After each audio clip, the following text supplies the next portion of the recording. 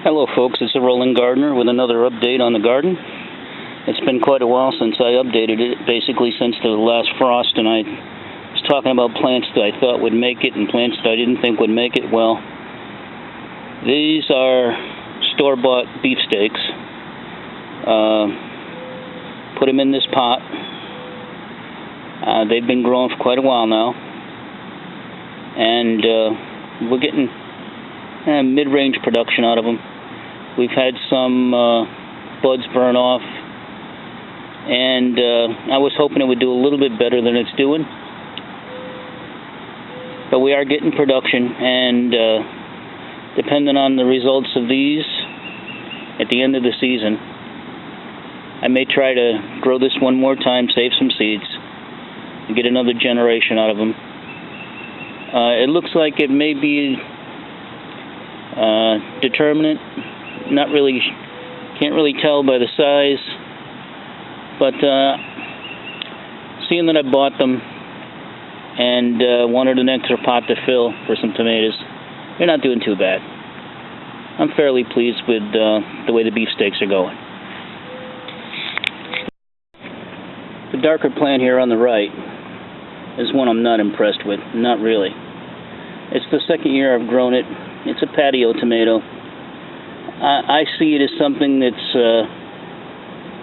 produced for looks and produced for sale. Got a lot of impressive looking foliage. Got a nice thick stem on it.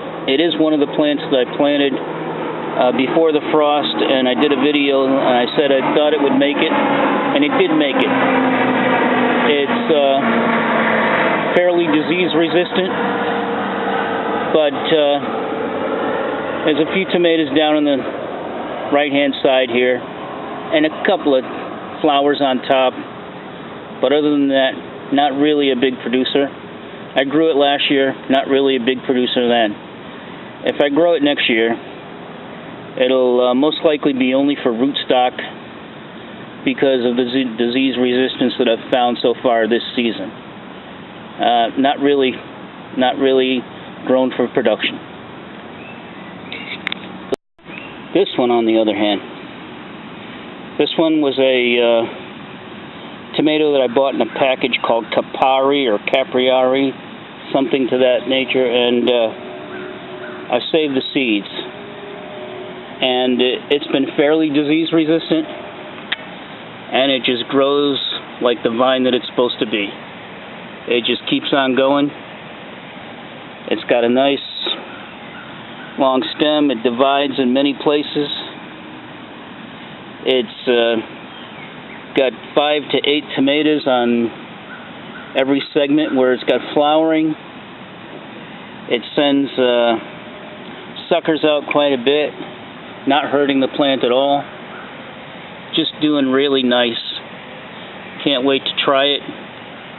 Can't wait to save the seeds once again for another generation of growth. It's almost as tall as the stakes here. Really, really nice plant. Really disease resistant. Nice looking tomatoes. Again, Capriari or Capari. That is just a store-bought package of tomatoes that I liked and chose to save the seeds.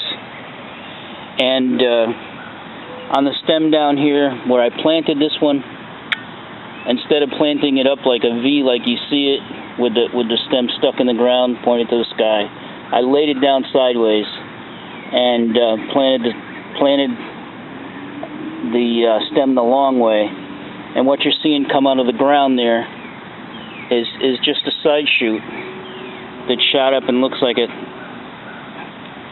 tomato plant that's naturally planted, but yet it's planted on its side. And it gives it more stability, gives it a better root structure, and gives it more oxygen, actually, along with the water. I've got a 3-gallon water reservoir in the bottom of this with 7 gallons of dirt, and you can see the downspout for the water. These tomatoes here are once again another store-bought tomato that I saved the seeds from. and I like them. They have a nice brownish, purplish skin color, almost like an heirloom.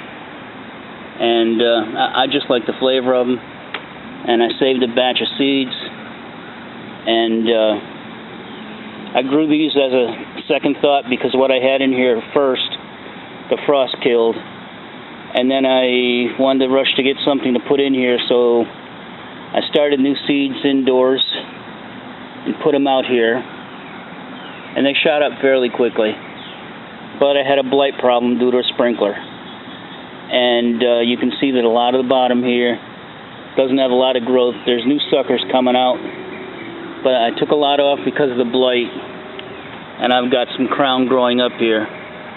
So lesson learned. You know, I could have took care of the blight. I found out after a different way with some baking soda and water, but I took it out this year. Next year we'll try the other treatment. We are getting flowers off of this. We are getting tomatoes off of this. You can see tomatoes right over here.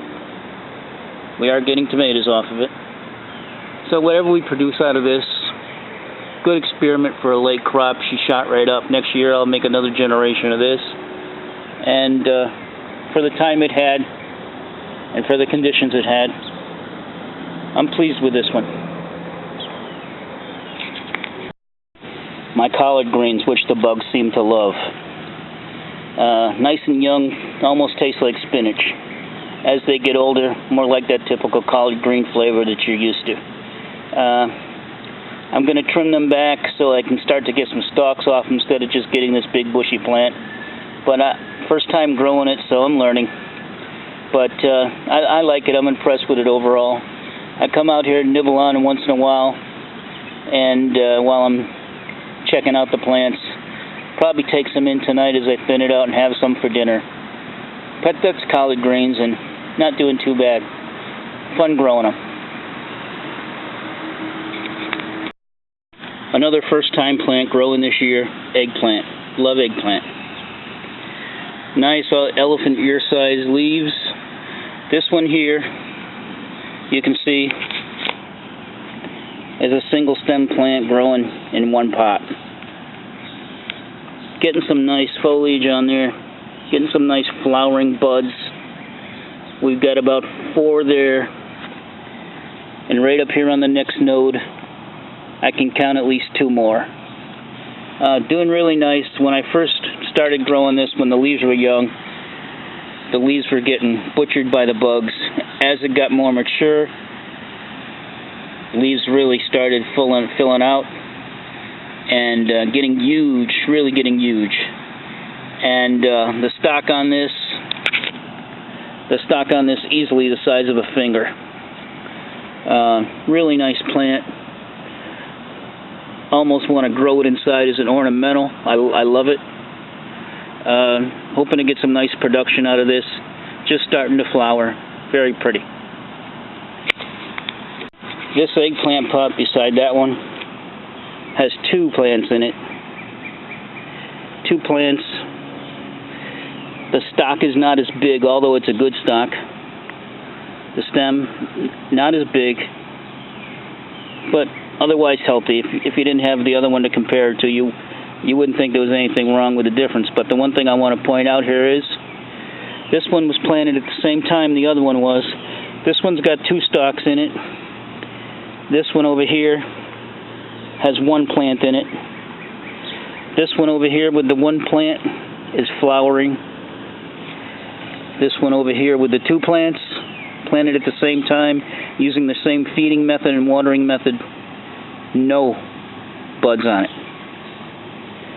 Although, I'm sure it will bud. Just taking a little longer with the double plant, I guess. Interesting thing to find out. I didn't think the nutrient value would really matter a whole lot. They seem to be doing well, but apparently the stalk size is a little smaller and no buds yet because they doubled up a plant. So, lesson learned. This here, the only pepper plant I had survive that didn't get frost to take it out. I have other plants that got frost, pepper plants. They're still alive. but they're not going to produce this year. They're really stunted.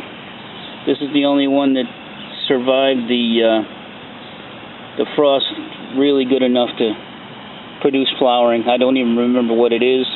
I don't know what kind it is. I'll have to find that out when we grow something on it. And we'll save the seeds and label it next year. But it's the one healthy pepper plant I have. At least I got something to show for the pepper plants for this year when I do produce some kind of fruit from it.